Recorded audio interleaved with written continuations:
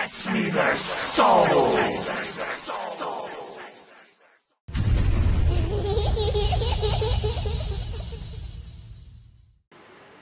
Hey YouTube, Roll23 here. I decided that I haven't made anything in a while. So I decided to make a video on how to survive the zombie apocalypse in your own home. Now I won't go through every single step because unfortunately I don't have enough time. But I will give you some tips on how to survive in your own home. Now, I was working on something because I figured in a zombie apocalypse there's no power, right? All you got is blankets and stuff. So you need fire, right? So all you need to do is go in your backyard, dig a little hole or something, and yeah, whatever. Put some rocks around it, and you're good. But this is more of preparing before the zombie, apocalypse. Now, see, the thing I've done here is I've gotten a bunch of boxes like this. Any box is do fine, buckets or whatever, But I got a box like this, and really what I did was I opened it up,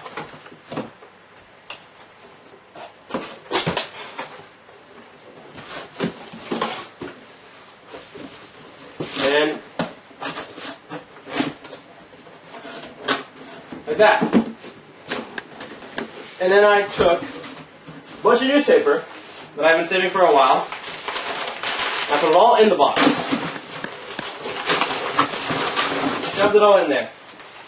Bunch of it. And I eventually packed it all down until the box was pretty much, overflowing, where I couldn't close it again, almost. And I'm going to continue doing this for a while. I have more paper, but I don't have it all here. And I will probably fill all these boxes, and more. So then, when the apocalypse comes, I have a bunch of paper that will last me a long time, and then I can start fires. The paper isn't good. You shouldn't only use the paper for the fire, because unfortunately, the paper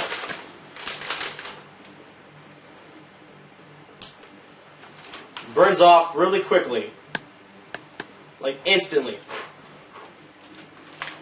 So it's not a good idea just to use paper for the fire, even though it's like a bunch of it. You want wood and stuff in there too.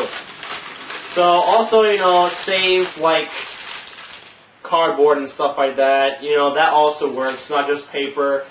Even like toilet paper if you want it, it's good for fire starters as well. But it burns faster. So just like fire starters, really. Because sometimes when it's cold in the winter, see, I live in Canada, so the winter gets kind of cold, so it's kind of hard to start a fire. Now, you do not want to start a fire in your house, unless you have a fireplace, because that's kind of stupid. But this is mainly for, if you're freezing your ass off, fireplace works fine. Or if you need somewhere, to cook food, then outside your little hole, and you have fire starters here. And one other tip I will show you is how to save a lot of water.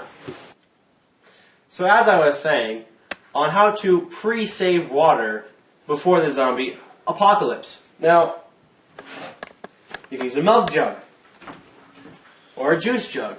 It doesn't really matter. Honestly, after you're done drinking the contents of whatever jug, bottle, refill it with water. Simple as that. Recycle. Reuse. Refill it with water and store it in your basement somewhere. And do this prior to the zombie apocalypse. Therefore, because there's going to be no water running in the zombie apocalypse. So, a lot of tons of water. Also buy water bottles in bulk. At a Costco, big things full of water. You can buy those too, prior to the zombie apocalypse. Because during the apocalypse, I'm sure many people will be looting. So water may not be available to you in bottles and such during the apocalypse. And now I will show you, anything in your household can be used to defend yourself. Such a frying pan. Dong. hard enough, it's not too heavy. You can break someone's skull. Even a glass. See, this might not be the best for a zombie, but you also have to take in consideration that humans are also just as dangerous as zombies, and you want to defend your home as best as possible. Glasses. They're good for throwing. Someone's close to you. You can hit them in the head. Even a zombie, I guarantee you, if you hit them in the head the right way, this glass, dead. Or whatever the hell this thing is. Looks pretty damn deadly. Smack the side of the head, right here, hard enough, zombie's gone. The obvious one, knives, steak knives. Sharp, deadly, and you get a bunch of them. Big ones, huge. Bowls, the same thing as glasses. You can throw them, you can hit them over a zombie's head. Now, a bowl's going to be harder than a glass, so it's easier to kill a zombie with a bowl than a glass. And this big-ass thing. I'm not a girl, so I have no idea what this is called or how to use it, but it's in my kitchen. So, this thing. It's good for, keeping a zombie off you if you want. Hit him over the head. It's pretty heavy. Say it weighs about, this one here is like 15 pounds, 12 pounds, something like that. Alright? Now, things like these I don't recommend. I mean, go for the obvious things. A baseball bat, a sword, even a gun.